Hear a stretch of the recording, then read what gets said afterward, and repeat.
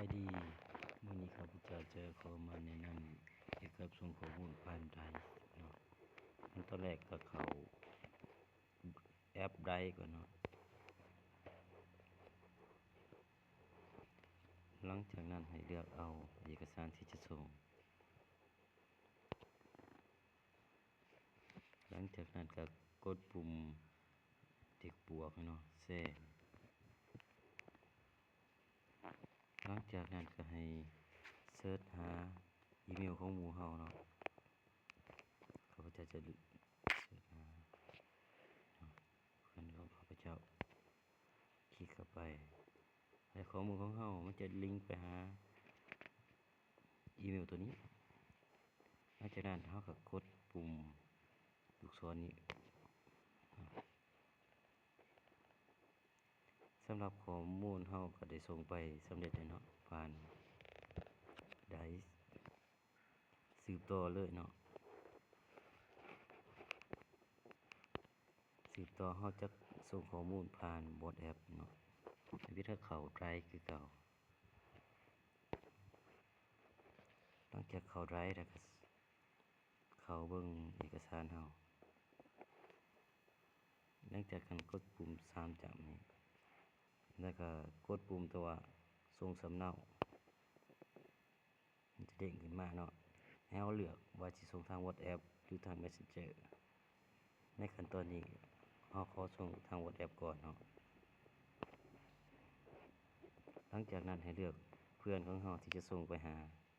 เขาจะส่งให้ตัวนี้เนาะแล้วก็กดปุ่มลูกศรไปเนาะ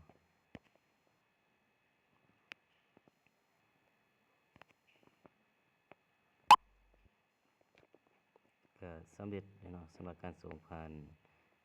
ไดร์นะฮะสืบต่อส่งข้อมูลไดร์ไปทาง Messenger ทางนี้คือเขาแอปไดร์เขาเอกสารเขา3จังส่งสำเนา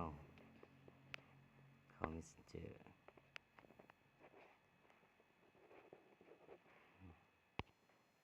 พิมพ์สื่อส่ง